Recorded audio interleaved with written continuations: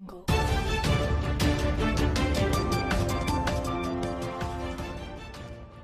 भीम, जय भारत, जय संविधान। सभी बहुजन महापुरुषों को नमन करते हुए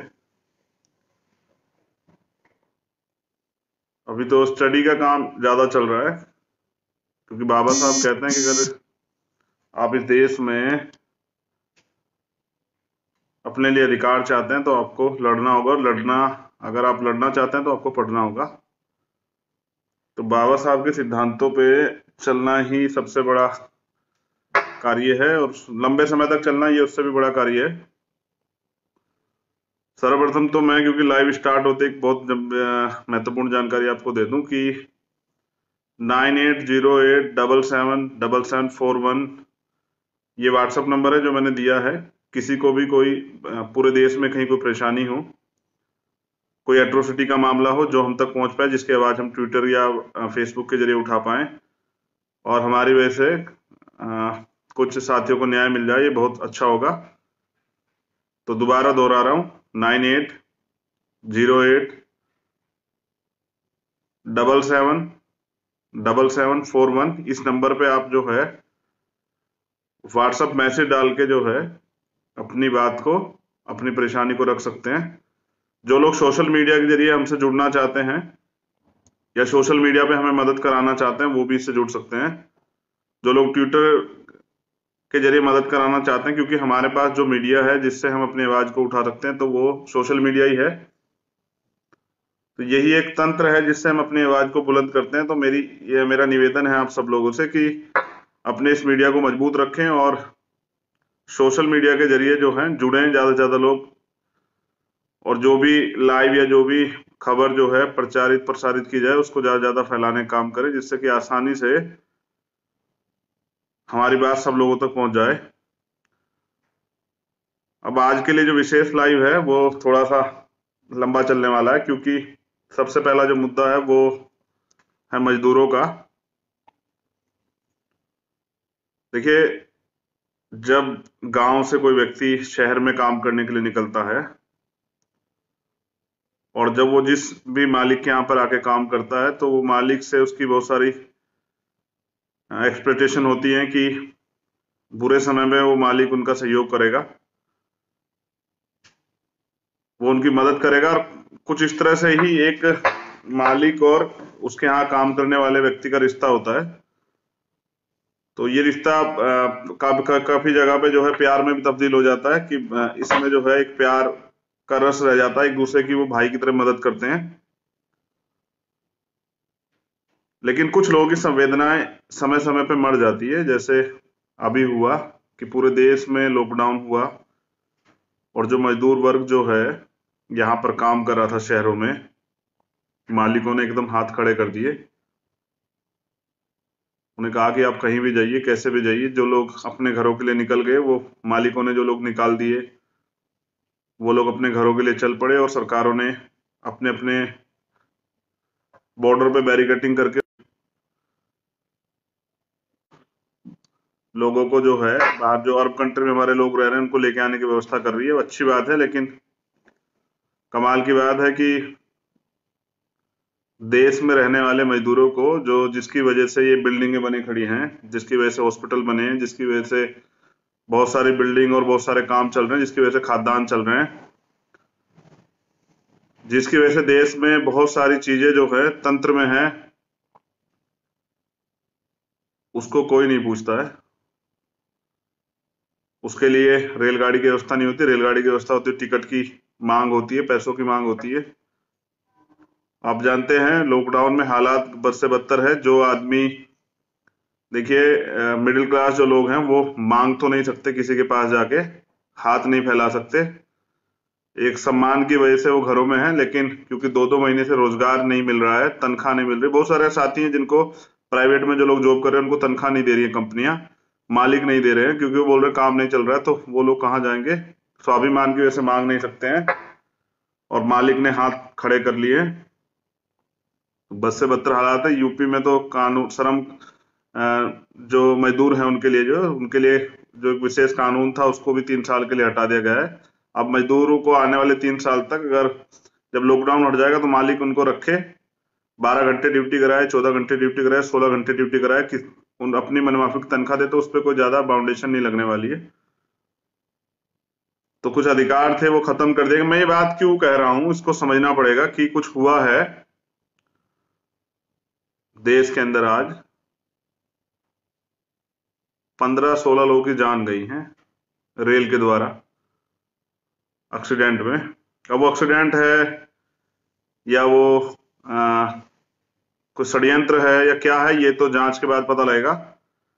लेकिन जो कुछ है वो बहुत बुरा है, क्योंकि बॉर्डर सील है तो वो लोग इसलिए रेलवे लाइन से जा रहे हैं कि वो अपने घर पहुंच जाएंगे। तकलीफ भी है सब लोगों को, अपने परिवार के लोग के पास लोग पहुंचना चाहते हैं, अपनी माँ से, अपने बच्चों से, अपनी पत्नी से, अपनी बहनों से, अपने भाइयों से मिलना चाहते हैं।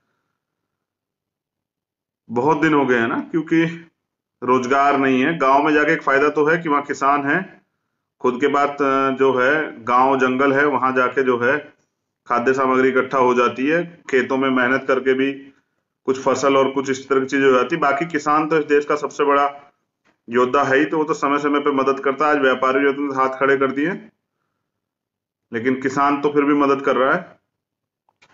तो ऐसे किसानों को सलाम। ये मजदूर लोग कौन है, सबसे बड़ा सवाल ये है कि ये मजदूर लोग कौन है जो आज भूख से मर रहे हैं, देश में इनकी पहचान क्या है, और मजदूर होने का मतलब क्या है? क्या उसकी जान की कोई कीमत नहीं है? क्या उसके जीवन का कोई मूल्य नहीं है? कितने पैदल जा रहे हैं लोग, परेशान हैं, कभी बहस नहीं हो रही है, डिबेट नहीं हो रही है, सरकार से सवाल नहीं पूछा जा रहा, सरकार तरह तरह के झूठ बोल रही है। यहां जानवर भी मरता है, उस पर डिबेट होती है।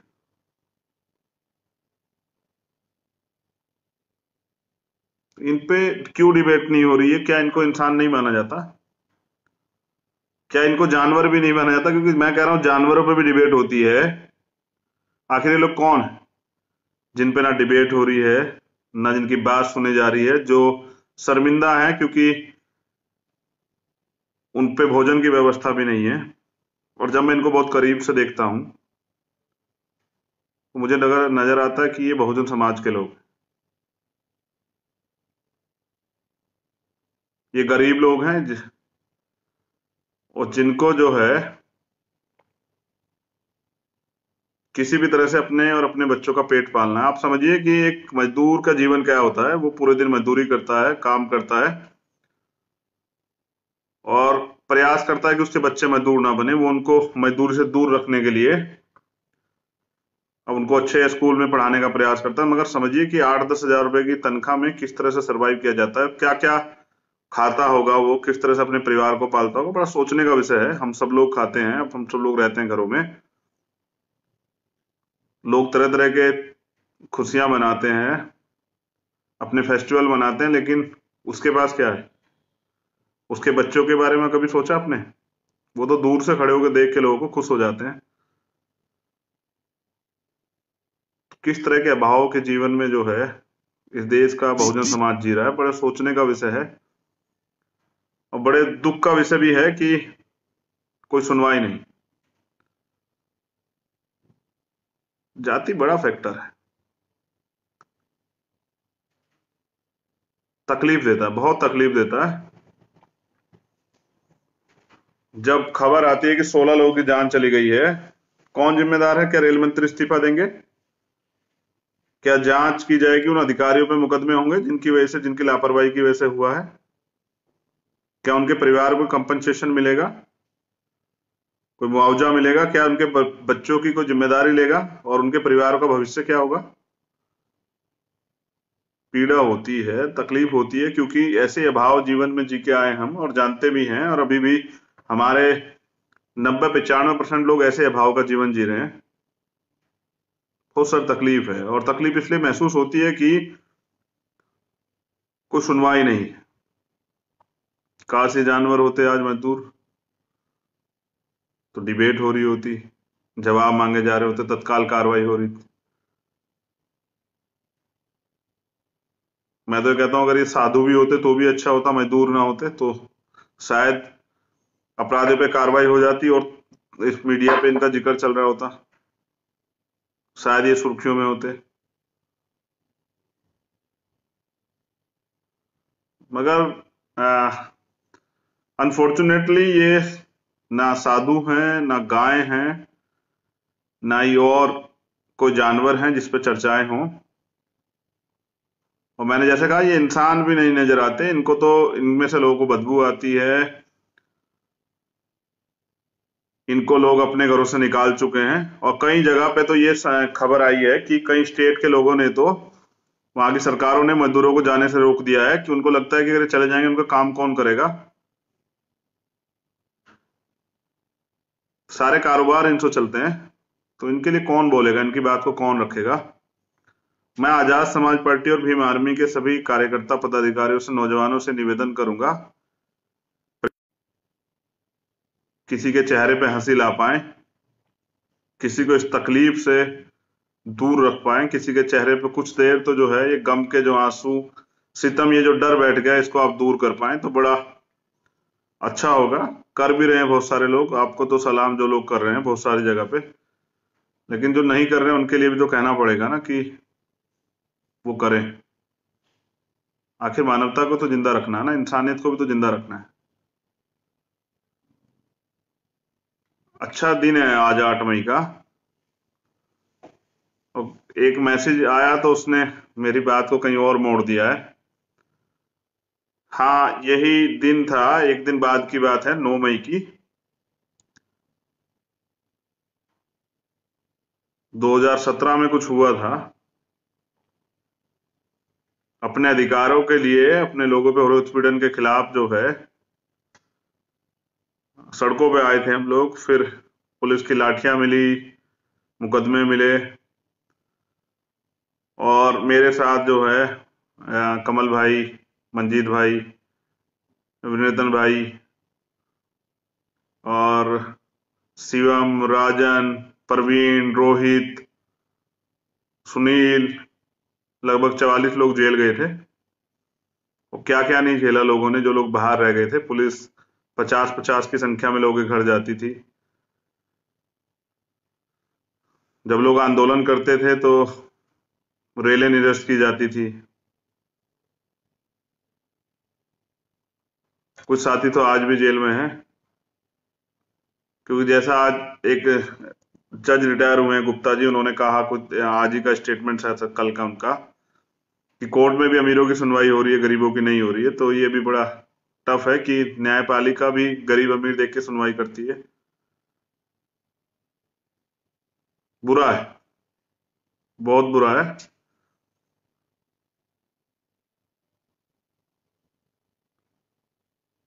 आज कल के दिन जो है छोटे भाई सचिन को भी खोया, वो भी दर्द है, वो भी पीड़ा है दिल में। कुछ करने का भी है मन, मगर ये बहुजन मूवमेंट बड़ी टेढ़ी खीर है। ये आरएसएस और बीजेपी वालों का संगठन नहीं है। इसमें क्या है कि बहुत सारी समस्याएं हैं, आपको सब तरह की समस्याओं का सामना करना पड़ेगा, सब चीजें झेलनी पड़ेगी, धैर्य भी रखना पड़ेगा, तरह तरह के आरोप भी झेलने पड़ेंगे, लगातार झेलते आप ही आ रहे हैं। बहुत सारी निराशा और सब चीजें भी होती है, लेकिन फिर उसके बाद एक आशा भी होती है कि परिवर्तन की जो शुरुआत है वो घर से होती है। जब आप राष्ट्रपिता ज्योतिबा फूले साहब को पढ़ेंगे तो आपको पता लगेगा कि राष्ट्रपिता ज्योतिबा फूले साहब ये कहते हैं कि अगर आप परिवर्तन के लिए लड़ोगे तो सबसे पहला सामना जो है वो आपका अपने परिवार से ही होगा। जैसे जब वो उन्होंने पहली बार अछूतों को पानी पिलाया अपने कुएं से, तो उनके पिताजी ने उनको घर से बाहर निकाल दिया। जब उन्होंने पहली बार अछूतों के लिए शिक्षा की बात करी तो उनके पिताजी ने उनको बाहर का रास्ता दिखा दिया, घर से बेदखल कर दिया। तो ये परिवर्तन बड़ी टेढ़ी खीर है और मेरे ऊपर बड़ी जिम्मेदारी है। अपने परिवार को जोड़ के भी रखना है, तरह तरह के अपमान भी सहने हैं। खैर कोई बात नहीं, इसमें तो कभी हारे नहीं है, और सच्चे और ईमानदार हैं तो घबराने की जरूरत नहीं है।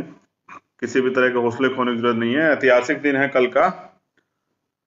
एक तरफ खुशी रहेगी कि एक क्रांति की शुरुआत हुई थी, एक तरफ बड़ा दुख रहेगा कि छोटे भाई को भी खो दिया था।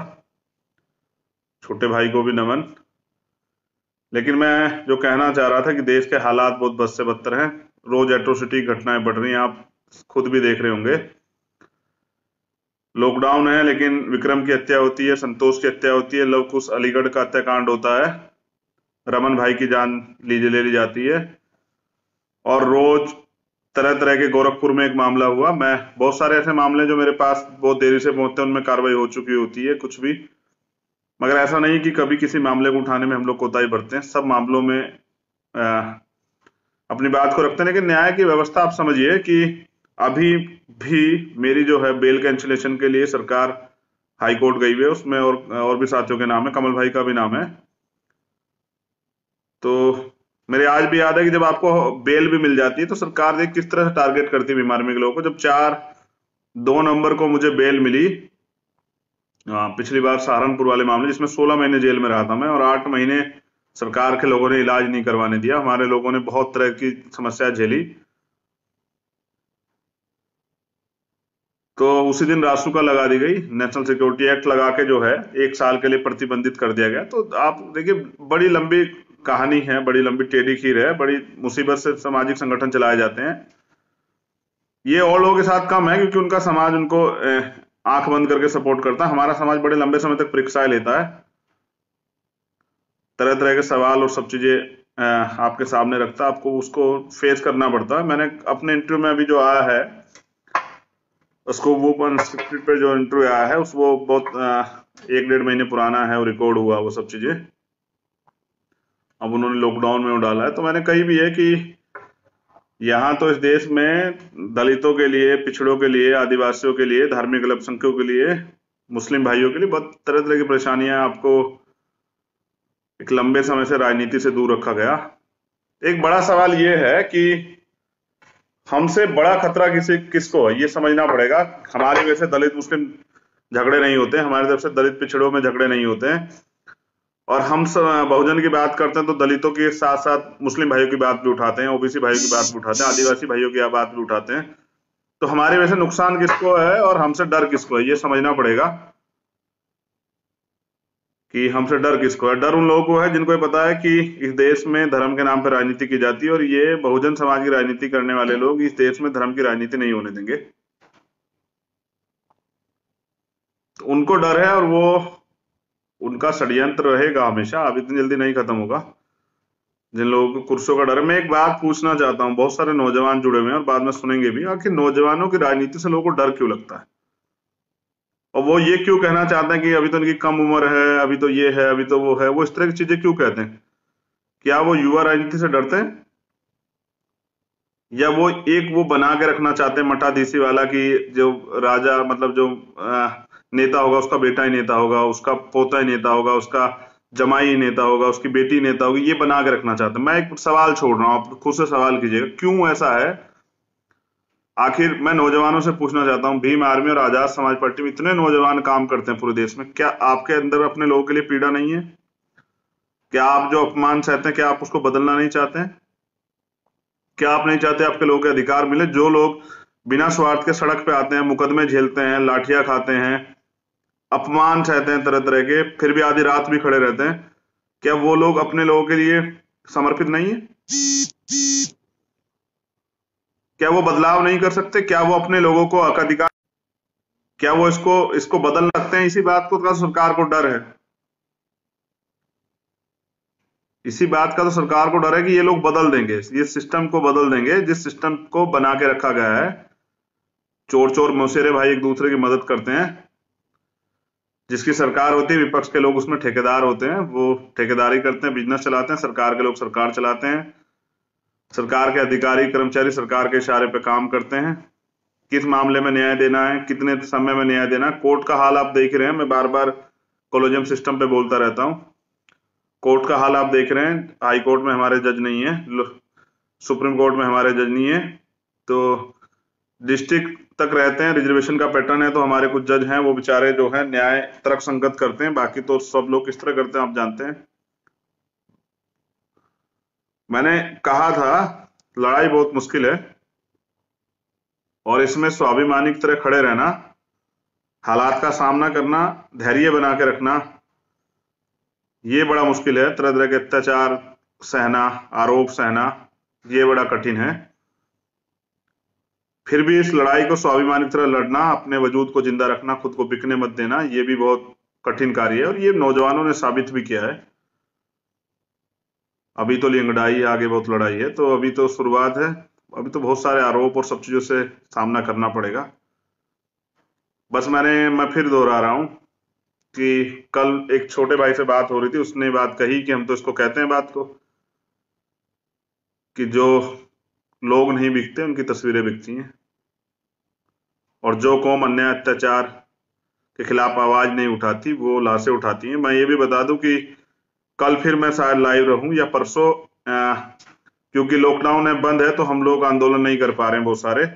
जबकि मैंने पार्टी बनने से अगले दिन ही कहा था कि जब मैं पहुंचा था कि अब पूरे देश में हम लोग जो भी प्रोटेस्ट हैं उनको लेके आंदोलन करेंगे। अभी जामिया से जुड़े हुए लोग, दिल्ली के CNPR NRC के धरने जुड़े हुए लोगों को जेल में बंद किया गया है, उन पे UAPA लगाई है। बहुत सारी बहनें हैं, बहुत सारे एक्टिविस्ट हैं, उनके भी बहुत सारी तकलीफ है, लेकिन क्या करें, लॉकडाउन की वजह से कुछ नहीं कर पा रहे हैं। लेकिन 11 तारीख को हम लोग सांकेतिक सोशल मीडिया प्लेटफॉर्म पे कुछ ना कुछ ऐसा बनाएंगे। कल उसकी जानकारी मैं दूंगा अपने ट्विटर हैंडल से या फेसबुक पेज से कि किस तरह से हम लोग विरोध करेंगे जो अभी तक बहुजनों पे लगातार हमले हो रहे हैं, मजदूरों को जिस तरह सताया जा रहा है, जिस तरह से भूख के कारण लोग मर रहे हैं। मैं फिर के पूछता हूँ, भूख के कारण अगर किसी प्रदेश में, किसी जिले में, किसी देश का व्यक्ति मरता है तो उस पे, उसके प्राइम मिनिस्टर पे, वहां के नोडल अधिकारी, चीफ मिनिस्टर में प्रदेश पे, वहां के DM SSP पे कार्रवाई क्यों नहीं होती, जिनके हाथ में सिस्टम है? गरीब आदमी निकल नहीं सकता है, गरीब आदमी कहीं जा नहीं सकता है, और ऐसे में अपने घर बच्चों का पेट कैसे भरे? कौन माँ बाप देख सकता है कि उनके बच्चे भूख से मर जाएं? और जब वो बच्चे भूख से आपको आवाज देते हैं, देखिए मजदूर इंसान है, उनके अंदर भी इंसानियत है, वो भी अपने बच्चों से ऐसे ही प्यार करते हैं जैसे पैसे वाले लोग करते हैं, पूंजीपति लोग करते हैं। आप समझिए कि वो अपने बच्चों कैसे भूख से मरता देखें। लेकिन देख कितने लोग जो है इस लॉकडाउन में भूख से मर गए, कोई तैयारी नहीं है सरकार की। और मुझे लगता है सरकार के एजेंडे में लोग है भी नहीं इनके। ये तो जानवर की तरह है कि ठीक है, जब तक काम है जानवर को तब तक उसको यूज किया जाएगा, उसके बाद उसको बांध दिया जाएगा, और फिर अगर वो चिंगाड़ लगाएगा तो उसको डाला जाएगा चारा, पानी पिलाया जाएगा, क्योंकि वो बोल नहीं पाता, उसकी बात को सुन नहीं पाता। तो मेरी जिम्मेदारी बनती है कमजोर लोगों की, सताए हुए लोगों की, बेगुनाह लोगों की, निर्दोष लोगों की, जो परेशान हैं, उनकी मदद करने का, उनकी आवाज उठाने का, ये मेरा काम है। और जब तक मैं हूं और आजाद समाज पार्टी और भीम आर्मी के कार्यकर्ता हैं, प्रदेश के पदाधिकारी हैं, उन सब लोगों की जिम्मेदारी है कि वो इस कार्य को आगे बढ़ाएं। तो कठिन चीजें हैं, मैंने रखी है आपके सामने बात। इतना प्यार दिया आप लोगों ने, अब उसको चुकाने के लिए संघर्ष हम लोग जारी रख रहे हैं। लेकिन प्रयास करेंगे कि ये जो चल रहा है, जैसे मैंने कहा कि लॉकडाउन की आड़ में जो चल रहा है, जो जो अगर सोचिए सरकार, अभी लॉकडाउन ना होता तो क्या आप लोग देख पाते मजदूरों के साथ जो हो रहा है? हजार हजार किलोमीटर पैदल लेके पैदल जा रहे हैं लोग, अपने फोन बेच के, अपने जो अंगूठी या कुछ है उसको बेच के, या अपना सामान बेच के, आपको पता है, साइकिल लेके और अपने घरों के लिए जा रहे हैं, धूप में, परेशानी में। आखिर कर भी क्या सकते हैं? जनता को तो कुछ करना पड़ेगा ना, तो जनता विरोध दर्ज कराए अपना। 11 तारीख में कुछ ना कुछ करेंगे, कल उसकी जानकारी देंगे या परसों अपने ट्विटर हैंडल से या फेसबुक से।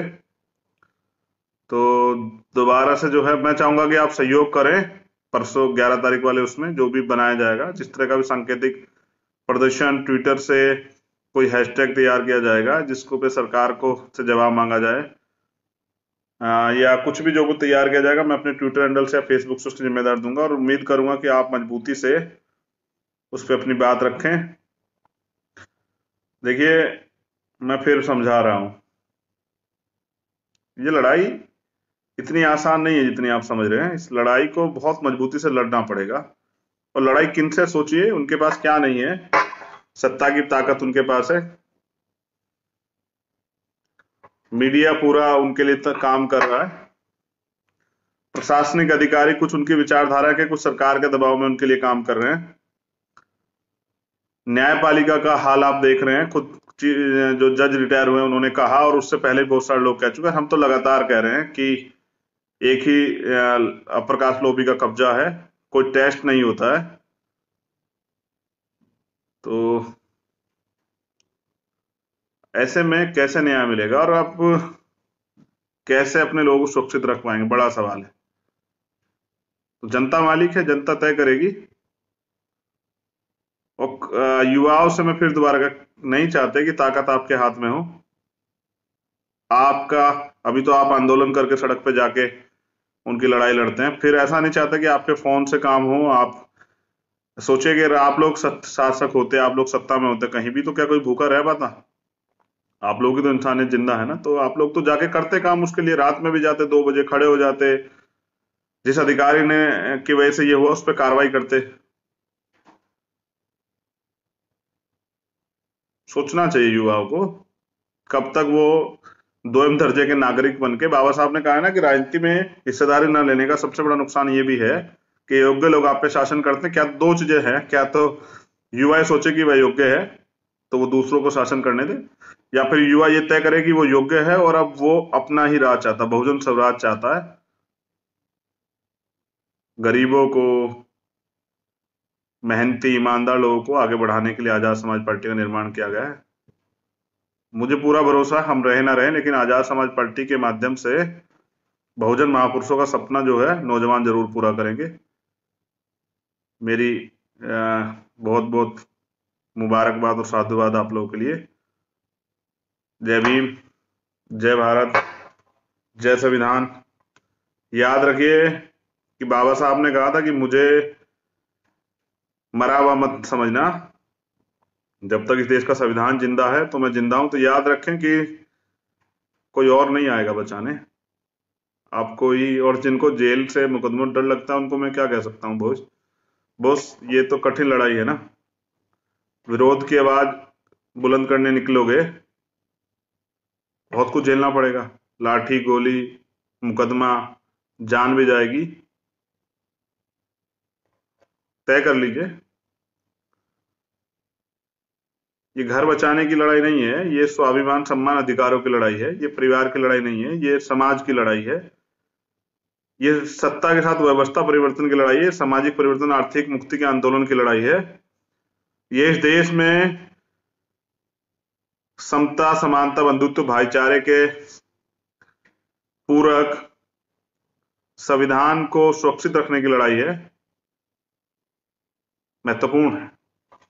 और युवाओं से पूरी उम्मीद है कि वो तो गुलामी नहीं सहेंगे, वो तो महापुरुषों के आंदोलन में चलेंगे। क्योंकि माननीय काशीराम साहब ये कहते थे कि जिंदा लोग, मुर्दा लोग मिशन नहीं चलाते और जिंदा लोग रुकने नहीं देते। दोबारा दोहरा रहा हूं, मुर्दा लोग मिशन नहीं चलाते और जिंदा लोग रुकने नहीं देते। आप तय कीजिए कि आप कौन है। अगर राजनीतिक वजूद पे खतरा आ चुका है तो उसका जिम्मेदार मैं नहीं हूं,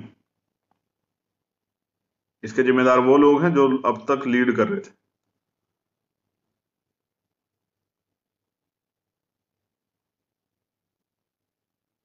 घमंड नहीं है, गर्व है कि सिद्धांतवादी हैं और रहेंगे। टुकड़े टुकड़े हो सकते हैं, कतरा कतरा अपने लहू का, अपने शरीर का निछावर कर सकते हैं, लेकिन समाज को और मिशन को बिकने नहीं देंगे। अपने महापुरुषों के आंदोलन को आयाम तक लेके जाएंगे, बहुजन महापुरुषों के सपने को पूरा करेंगे। और ये नहीं कर पाते तो फिर अपने पैदा होने पर, अपने आपको अम्बेडकरवादी कहने पर या बड़ी बड़ी बातें करने पे कोई मुझे खुशी नहीं है इस बात की। मैंने तो आपसे 10 साल मांगे हैं, 10 साल में परिवर्तन करेंगे, आप लोगों का साथ चाहिए। जैसा मैंने कहा, जो लोग फिर सोशल मीडिया से, ट्विटर के माध्यम से, फेसबुक के माध्यम से, अन्य किसी माध्यम से मदद करना चाहते हैं, पार्टी से जुड़ना चाहते हैं, तो वो लोग 9808777741 पे बात कर सकते हैं, अपना मैसेज छोड़ सकते हैं। दूसरा, जिनको भी कहीं पूरे देश में कहीं एट्रोसिटी का मामला, हम चाहते हैं सारे मामले उठाए जाए, उनको न्याय दिलाया जाए, तो इस नंबर पे या स्टेट की जो यूनिट्स है उनके नंबर पे आप मैसेज कर सकते हैं, वो मुझे पहुंचा दें और हम तुरंत उसको जो है ट्विटर पे या अन्य किसी माध्यम से, फोन के माध्यम से अधिकारियों से बात करके न्याय दिलाने का काम करेंगे। बाकी 11 तारीख के आंदोलन में सहयोग कीजिएगा। मेरी बहुत बहुत मंगल कामनाएं पूरे देश के सभी कार्यकर्ताओं, पदाधिकारियों को और बहुजन समाज के सभी संगठनों को और साथियों को। जय भीम, जय भारत, जय संविधान, जय भीम आर्मी, जय आजाद।